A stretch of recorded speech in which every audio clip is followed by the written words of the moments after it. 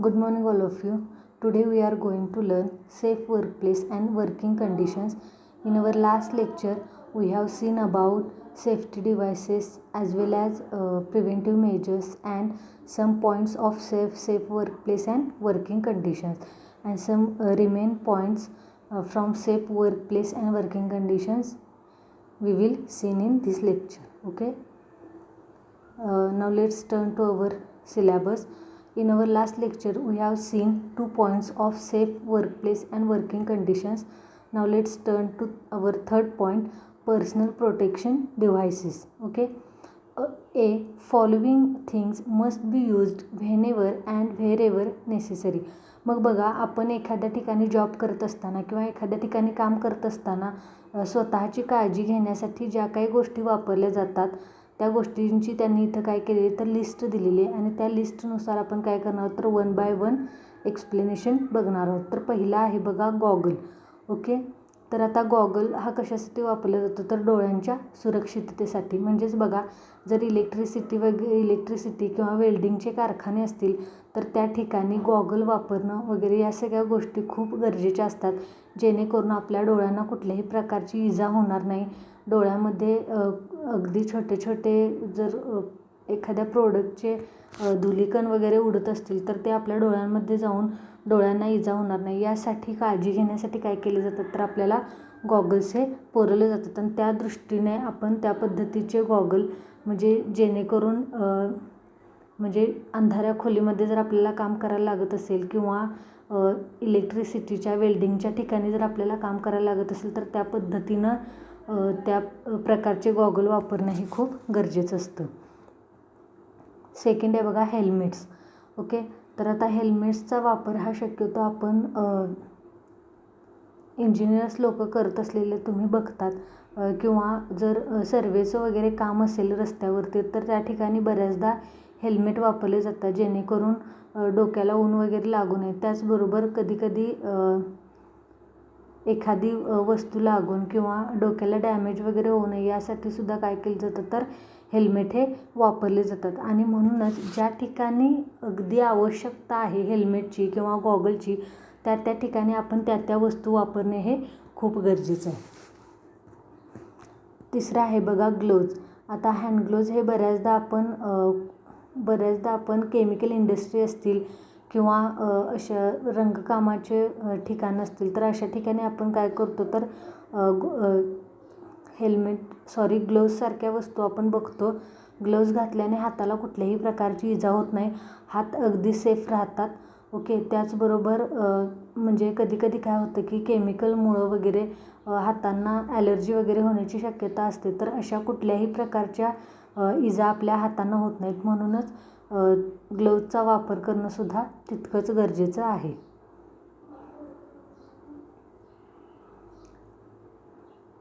Then next point आहे बघा apron. ॲप्रनचा वापरसुद्धा वेळोवेळी करणं गरजेचं आहे, जेणेकरून आपले कपडे घाण होऊ नयेत किंवा कशाचे डाग वगैरे कपड्यांवरती उडू नयेत. त्याचबरोबर जर एखाद्या युनिफॉर्ममध्ये ॲप्रनचा समावेश केला असेल तर ते सुद्धा आपल्या ऑर्गनायझेशनचं रिप्रेझेंटेशन करत असतं, आणि म्हणूनच ॲप्रन वापरणं हे सुद्धा तितकंच गरजेचं आहे, जेणेकरून आपलं पर्सनल प्रोटेक्शन हे होत राहील. त्यानंतर नेक्स्टचा पॉईंट आहे बघा सेफ्टी शूज. आता सेफ्टी शूज म्हणजेच काय तर समजा स्लिपरी एरिया वगैरे असेल तर अशा ठिकाणी आपले पाय घसरू नयेत म्हणून वापरले जातात अशा प्रकारचे शूज. त्याचबरोबर काचेचे वगैरे कारखाने असतील तर अशा ठिकाणी असे शूज वापरणे हे खूप गरजेचं असतं. ओके. आणि लास्टचा पॉईंट आहे बघा सेफ्टी बेल्ट्स. ओके.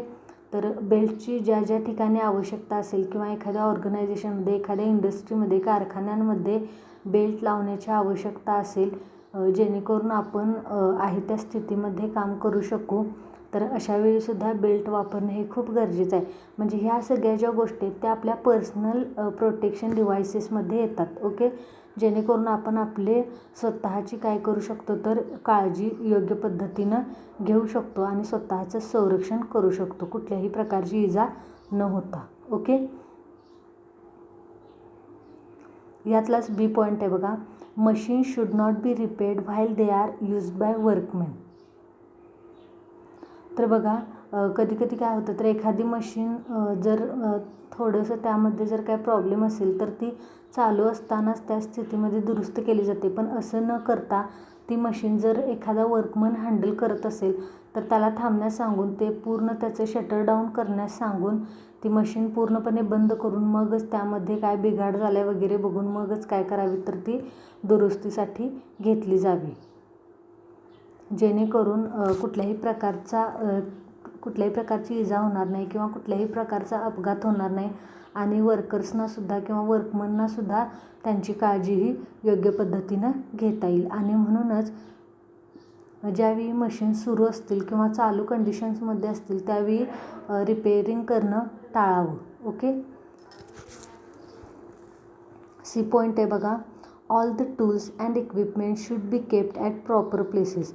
तर बघा ज्यावेळी आपण समजा एखाद्या कामासाठी एखादी वस्तू बाहेर काढतो, ओके, पण ती जर वस्तू आहे त्या ठिकाणी ठेवली नाही तर त्या वस्तूला गंज चढणे किंवा ती वस्तू नॉन वर्किंग कंडिशनमध्ये जाणे वगैरे अशा गोष्टी होतात. कधीकधी त्यापासून धोकासुद्धा होतो वर्कर्सना किंवा वर्कमनना. आणि म्हणूनच अशा प्रकारच्या वस्तू ज्यावेळी आपण अशा प्रकारचे टूल्स किंवा इक्विपमेंट्स आपण ज्यावेळी वापरण्यासाठी काढतो त्यावेळी अशा प्रकारच्या वस्तू त्यांचा वापर झाल्यानंतर होत्या त्या जागी ठेवाव्यात, जेणेकरून कुणालाही कुठल्याही प्रकारचा त्रास होणार नाही. त्याचबरोबर त्या वस्तूसुद्धा व्यवस्थित ग्रीसिंग करून ऑइलिंग करून ठेवाव्यात, जेणेकरून आपल्याला नेक्स्ट टाईम त्या वस्तू वापरताना वर्किंग कंडिशनमध्ये अवेलेबल होतील.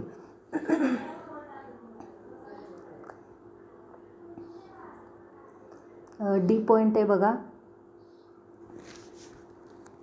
Worker should be train and educated for correct procedures safety precautions.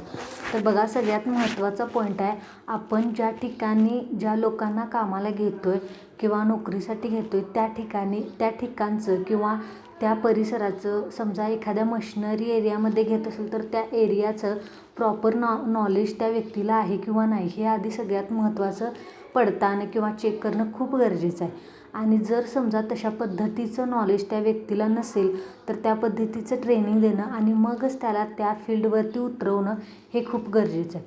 Okay. बघा जर एखाद्या व्यक्तीला त्या गोष्टीचं पुरेसं ज्ञान नसेल, पुरेसं नॉलेज नसेल तर ती व्यक्ती काय होईल, तर त्या मशिनरी चालवताना गोंधळून जाण्याची शक्यता आहे, त्याचं कॉन्सन्ट्रेशन राहणार नाही. आणि जर समजा त्याला अपुरं ज्ञान असेल तर तिथं मग अपघात होण्याची शक्यताही जास्त असते.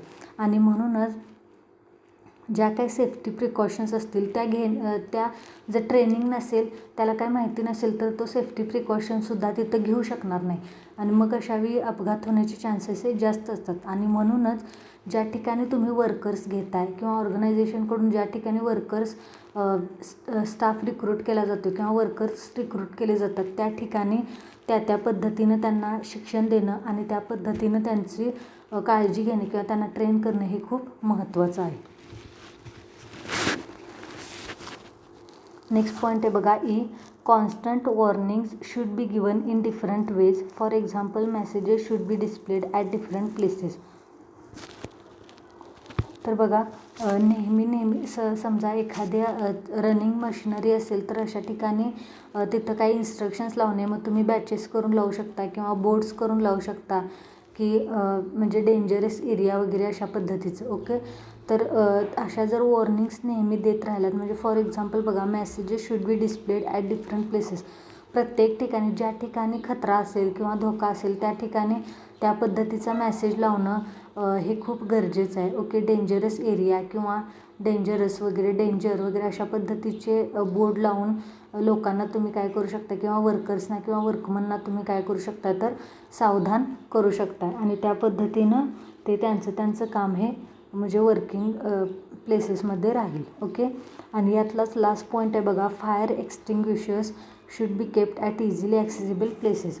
आता फायर एक्सटिंग्विशर म्हणजेच काय, तर ज्यावेळी समजा एखाद्या ठिकाणी शॉर्ट सर्किट किंवा इतर कुठल्याही कारणाने आग लागली जाते त्यावेळी फायर एक्सटिंग्विशरचा वापर करून आपण ती आग विझवतो.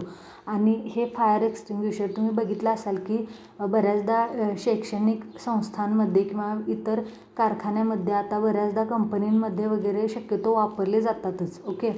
जेणेकरून कुठल्याही प्रकारचा जर असा अपघात झाला किंवा अशा प्रकारची शक्यता असेल तर तिथं ते फायर एक्सटिंग्विशरचा वापर करून त्या पद्धतीने आग काय केली जाते तर विझवली जाते.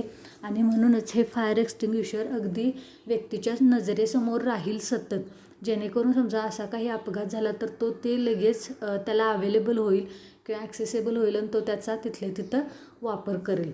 मग अशावेळी फक्त फायर एक्सटिंग्विशर लावणं एवढंच, फायर एक्सटिंग्विशर लावलं म्हणजे काम झालं का, तर असं नाही. पण ते फायर एक्सटिंग्विशर लावल्यानंतर त्याचं योग्य नॉलेज असेल किंवा त्याचं जे काही प्रॉपर नॉलेज असेल, प्रॉपर ट्रेनिंग असेल ते त्या व्यक्तीला असणंसुद्धा खूप गरजेचं आहे. जेणेकरून समजा फायर एक्सटिंग्विशर आहे पण मला जर त्या गोष्टीचं नॉलेज नसेल की ते कसं वापरायचं, तर आग लागली तरीसुद्धा मी ते कसं वापरणार आहे, जरी माझ्या ते डोळ्यासमोर असेल तरी, होय की नाही. आणि म्हणूनच फक्त फायर एक्सटिंग्विशर प्रत्येक ह्याच्यासाठी दिखाव्यासाठी न ठेवता त्याचं प्रॉपर ट्रेनिंगसुद्धा वर्कमनना किंवा वर्कर्सना देणं हे खूप गरजेचं आहे.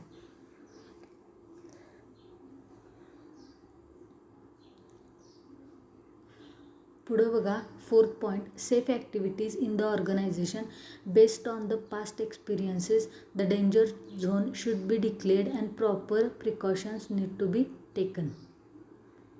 तर बघा, ऑर्गनायझेशनमध्ये काही जर ॲक्टिव्हिटीज असतील ज्या सेफ असतील किंवा त्या तशा पद्धतीच्या सेफ ॲक्टिव्हिटीज घेता येत असतील तर त्यासाठी बघा काय करता येईल.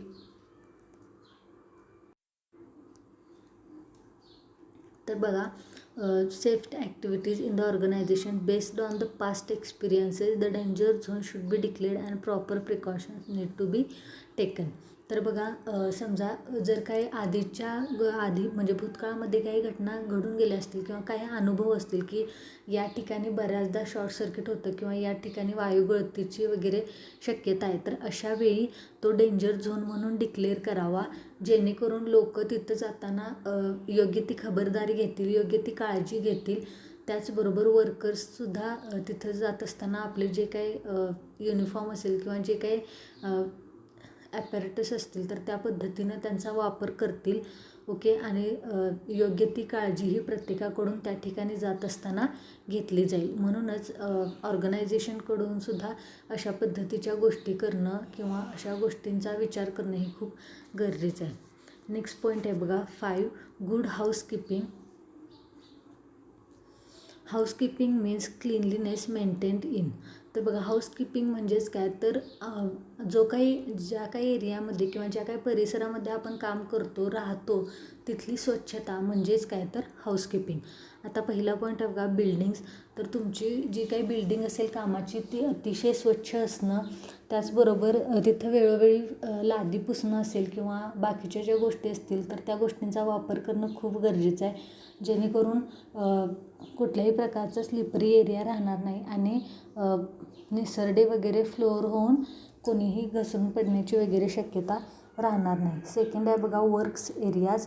कामाचं जे ठिकाण असेल त्या ठिकाणीसुद्धा स्वच्छता राखणं खूप गरजेचं आहे, कारण की कधी कधी काय होतं की 12-12 किंवा 18-18 ताससुद्धा लोक एका ठिकाणी काम करत असतात. मग त्या ठिकाणी काम करत असताना त्यांनासुद्धा हेल्दी वाटावं किंवा उत्साही वाटावं असं जर वातावरण त्या ठिकाणी नसेल, म्हणजे उदासवाणं किंवा अस्वच्छ एरिया वगैरे, जंतुकीकरण वगैरे अशा पद्धतीचं निर्जंतुकीकरण केलेलं नसेल किंवा टॉयलेट्स वगैरे साफ नसतील तर अशा ठिकाणी वर्कर्सना काम करायला कॉन्सन्ट्रेशन होत नाही.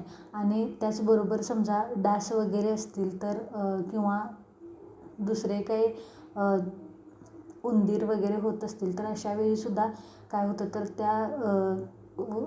त्या प्राण्यांकडून ज्या वायर्स असतात किंवा जे काही फिटिंग असतं ते कुरतडणं वगैरे ह्या सगळ्या गोष्टी होण्याची शक्यता असते आणि त्यामुळे सुद्धा शॉर्ट सर्किट होतं. आणि म्हणूनच जो काही वर्किंगचा एरिया आहे तो सुद्धा स्वच्छ असणं खूप गरजेचं आहे. देन रेस्ट एरियाज, ज्या ठिकाणी काही म्हणजे रेस्ट एरियाज हा बऱ्याच ठिकाणी नसतो, म्हणजे अगदी मोजक्याच ठिकाणी असतो. मग जिथं हा रेस्ट एरिया असतो सुद्धा स्वच्छ असणं खूप गरजेचं आहे, कारण की आपण रेस्ट कशासाठी घेतो तर आपला मेंदू शांत राहावा, आपलं मन परत म्हणजे समजा थोडं एक 10 मिनटं किंवा 15 मिनटांची तुम्ही जर डुलकी काढत असाल तर तुम्हाला परत तिथं फ्रेश होतं. ओके. आणि म्हणूनच फ्रेश राहण्यासाठी आपण जर रेस्ट घेत असू तर तिथं फ्रेश राहण्यासाठी रेस्ट घेत असताना तो एरियासुद्धा फ्रेश असणं खूप गरजेचं आहे. जर घाणेरडा असेल, लोटलेला नसेल किंवा स्वच्छता नसेल, दुर्गंध येत असेल तर अशा ठिकाणी आपण कशा पद्धतीनं रेस्ट घेणार, हो की नाही. आणि म्हणूनच रेस्ट एरियाज वगैरे सुद्धा स्वच्छ असणं, व्यवस्थित क्लीन असणं खूप गरजेचं आहे. देन इक्विपमेंट्स, जे काय तुम्ही इक्विपमेंट्स वापरताय ते म्हणजे वर्किंग कंडिशनमध्ये असणं, स्वच्छ असणं, कुठल्याही गोष्टीला गंज न चढलेला असणं. आणि त्याचबरोबर लास्टचा पॉईंट आहे बघा, मशिनरी, टूल्स एक्सेट्रा. ज्या काही मशिनरी असतील किंवा जे काही टूल्स असतील ते रोज म्हणजे ज्या ज्यावेळी गरज असेल त्या त्यावेळी अपडेट करणं, त्यांचं ग्रीसिंग, त्यांचं ऑइलिंग, हे सगळं. म्हणजे एखाद्या मशीनला जर ऑइल नाही घातलं तर त्याचा खाडखाड असं सतत आवाज होत राहतो. त्यामुळं सुद्धा वर्कर्सना इरिटेट होण्याची किंवा ध्वनी प्रदूषण वाढण्याची शक्यता असते.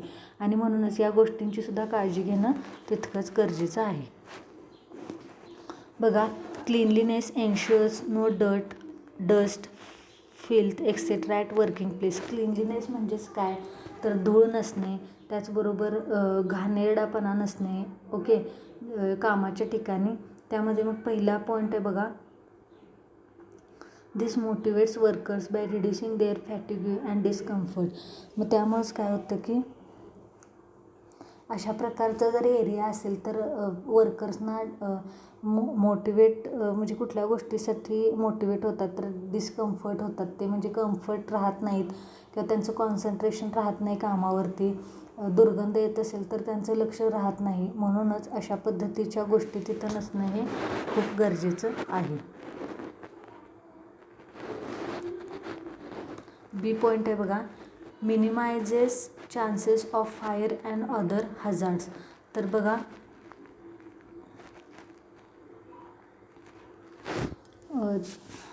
म्हणजे अशा पद्धतीचे कुठल्याही शॉर्ट सर्किट होणार नाही आणि आग लागणार नाही, या पद्धतीची किंवा या गोष्टींची काळजी घेणंसुद्धा तितकंच महत्त्वाचं आहे. See, life of machines, tools and equipment is increase. त्याचबरोबर ज्यावेळी तुम्ही या सगळ्या गोष्टींचं ग्रीसिंग, ऑइलिंग करत असता मशीन्सचं, त्यावेळी मशीन्सचं लाईफ वाढतं. लाईफ वाढतं म्हणजे काय तर त्यांची जेवढी गॅरंटी दिली असते त्याच्यापेक्षा जास्त दिवस त्या चालतात. त्याचबरोबर जे काही टूल्स असतील, जे काही इक्विपमेंट्स असतील तर त्यांचासुद्धा जर काळजी योग्य पद्धतीनं घेतली गेली तर ते सुद्धा काय करतात तर जास्त दिवस टिकून राहतात आणि कामाला योग्य तो प्रतिसाद देतात.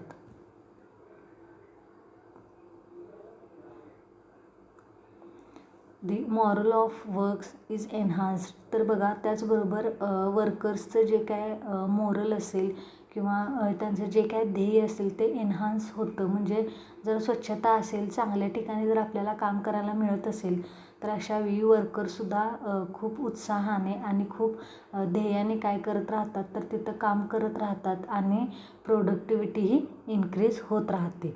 आणि म्हणूनच कामाच्या ठिकाणी स्वच्छता असणं, व्हेंटिलेशन म्हणजे हवा खेळती असणं, इनफ इल्युमिनेशन म्हणजेच पुरेसा प्रकाश असणं, या सगळ्या गोष्टी तितक्याच महत्त्वाच्या आहेत जितक्या या सगळ्या गोष्टी तितक्याच महत्त्वाच्या हाऊसकीपिंगसुद्धा त्या ठिकाणी असलेलं आपल्याला दिसून येतं.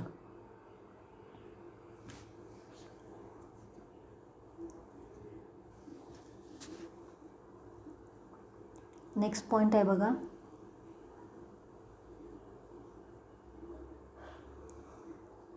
Material transportation and handling becomes easy and faster. ज्यावेळी एखाद्या एरियामध्ये स्वच्छता असेल किंवा एखाद्या ऑर्गनायझेशनमध्ये स्वच्छता असेल, योग्य त्या फॅसिलिटीज उपलब्ध असतील तर मटेरियल ट्रान्सपोर्टेशन आणि हँडलिंग म्हणजे एका ठिकाणाहून दुसऱ्या ठिकाणी माल जो असतो तो नेण्यासाठी खूप सोयीस्कर होतं. त्याचबरोबर तो माल हँडल करण्यासाठी सुद्धा काय होतं तर इझी आणि ती जी प्रोसेस असते ती फास्ट होते. ओके. जर स्वच्छता नसेल, स्लिपरी एरिया असेल तर अशा वेळी काय होतं तर या सगळ्या गोष्टींना वेळ लागतो आणि त्यामुळं जो काय प्रोडक्टिव्हिटी इन्क्रीज रेट आहे तो काय होतो तर घसरण्याची किंवा खाली येण्याची शक्यता असते. ओके. आणि लास्टचा पॉईंट आहे बघा यातला, प्रॉपर फ्लोअर स्पेस युटिलायझेशन. त्याचबरोबर जर समजा योग्य ती, आता समजा एक मोठा हॉल आहे, ओके, आणि त्यामध्ये सगळ्या वस्तू म्हणजे एका कोपऱ्यामध्ये सगळ्या वस्तू बसू शकतात, पण त्या हॉलमध्ये इतरत्र त्या पसरलेल्या आपल्याला दिसून येतात. मग अशा वेळी आपल्याला तिथून जाण्यास किंवा तिथून बाहेर जाण्यास किंवा बाहेरून आत येण्यास काय होत असतं तर बरेच अडथळे येतात मध्ये, ओके. पण त्यात जर वस्तू आपण सगळ्या एका बाजूला एका कोपऱ्यामध्ये व्यवस्थित लावून ठेवल्या, ऑर्गनाईज करून ठेवल्या, तर आपल्याला काय होतं तर भरपूर अशी जागा काय होते तर वापरायला मिळते. आणि त्याच पद्धतीनं हा पॉईंटसुद्धा आहे बघा की प्रॉपर फ्लोअर स्पेस युटिलायझेशन. म्हणजे ज्यावेळी सगळ्या वस्तू जिथल्या तिथं ठेवल्या जातात किंवा स्वच्छता ठेवली जाते, पसारा वगैरे न करता योग्य पद्धतीनं काम केलं जातं, त्यावेळी जी काही जागा असेल, म्हणजे जो काही फ्लोअर स्पेस असेल, तो वापरायला सुद्धा योग्य पद्धतीनं त्या फ्लोअर स्पेसचा वापर हा केला जातो. पॉईंट नंबर 6 आहे बघा, general measures good housekeeping involves. तर बघा, मग जनरल मेजर्समध्ये कुठल्या गोष्टी येतात तर पहिला पॉईंट आहे clean and neat working place. स्वच्छ आणि नीटनेटकं असं वर्किंग प्लेस, म्हणजे कामाचं जे आपलं ठिकाण आहे ते स्वच्छ असणं आणि नीटनेटकं असणं हा सगळ्यात महत्त्वाचा मुद्दा आहे, ओके. जेणेकरून समजा बाहेरची काही लोक भेट वगैरे द्यायला येत असतील तर तुमचा जो काही एरिया असेल, तुमचा जो काही क्लीनलीनेस असेल, तुमचं जे काही वर्किंग प्लेस असेल ते जर क्लीन आणि नीट असेल तर त्यांनासुद्धा प्रसन्न वाटेल आणि जेणेकरून त्यांना वाटेल की आपलं प्रोडक्ट हे इथंच चांगल्या पद्धतीनं तयार होऊ शकतं किंवा मॅन्युफॅक्चर होऊ शकतं. आणि म्हणूनच तुमचा जो काही वर्किंग प्लेस आहे तो क्लीन आणि नीट असणं खूप गरजेचं आहे.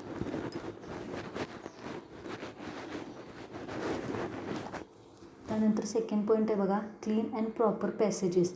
त्याचबरोबर जे काही पॅसेजेस म्हणजे रिकाम्या जागा किंवा रिकामं प्लेस जो काय असेल तो प्लेससुद्धा स्वच्छ आणि नीटनेटका असणं खूप गरजेचं आहे. थर्ड पॉईंट आहे बघा, प्रॉपरली अरेंज्ड मटेरियल. जे काय मटेरियल असेल ऑर्गनायझेशनचं किंवा त्या इंडस्ट्रीचं किंवा त्या कारखान्याचं ते अगदी व्यवस्थित अरेंज केलेलं किंवा व्यवस्थित लावलेलं असणं खूप गरजेचं आहे. जेणेकरून आपल्याला समजा कधी काय होतं की भरपूर पसारा झाला आहे, पण त्याच्यातून एक छोटी गोष्ट जर आपल्याला शोधायची झाली तर आपण ती शोधू शकत नाही. मग म्हणजे एखादं कपाट तयार करणं आणि त्याच्यावरती लेबलिंग करणं आणि त्या कप्प्यामध्ये किंवा त्या पोश्चरमध्ये काय करणं तर त्या वस्तू ठेवणं, जेणेकरून आपल्याला एखादं नाव जर लक्षात आलं तर ते आपण पटकन त्यातून शोधून काढू शकू, ओके. अशा पद्धतीनं मटेरियल अरेंज करणं खूप महत्त्वाचं आहे. Then proper illumination. मगाशी सांगितलं त्याच पद्धतीनं जर भरपूर असा प्रकाश असेल तर तुम्हाला गोष्टी शोधण्यासाठी किंवा गोष्टी सांभाळून घेण्यासाठी तुम्हाला काय होतं तर इल्युमिनेशनचा वापर होतो. म्हणजे कुठल्याही मग रात्र असेल किंवा दिवस असेल, तुमचं जर नाईट शिफ्टमध्ये काम असेल तर जर प्रॉपर इल्युमिनेशन असेल तर तुम्हाला कुठल्याही प्रकारची अडचण येणार नाही. आणि लास्टचा पॉईंट आहे बघा, clean and clear roads.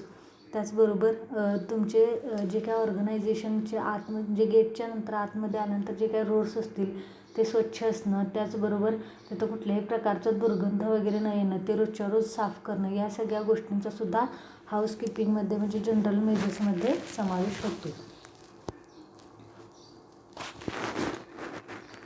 Okay. Next point आहे बघा, safety procedures. Safety helps reducing the rate of accidents or even avoids them. सेफ्टीमुळं काय होतं तर म्हणजे सुरक्षितता घेतल्यामुळं किंवा सुरक्षिततेची काळजी घेतल्यामुळं काय होतं तर बऱ्याचदा जो ॲक्सिडेंटचा रेट आहे तो घसरलेला आपल्याला किंवा कमी झालेला दिसून येतो. त्याचबरोबर बऱ्याचदा ते अवॉइड केलेले सुद्धा दिसून येतात आपल्याला. Safety promotes the productivity because of following reasons. मग सेफ्टीमुळं काय होतं तर ते प्रोडक्टिव्हिटीला प्रमोट करतं, म्हणजे प्रोडक्टिव्हिटी वाढत जाते ज्यावेळी आपण सेफ्टी घेतो, म्हणजे सुरक्षितता घेतो प्रत्येक गोष्टीची किंवा काळजी घेतो. त्यातला पहिला पण बघा, increasing rate of production.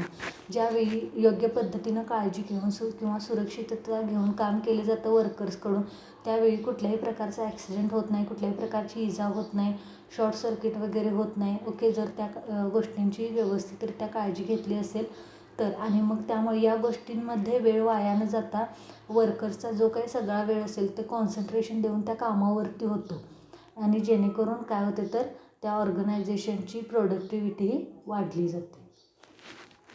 Okay.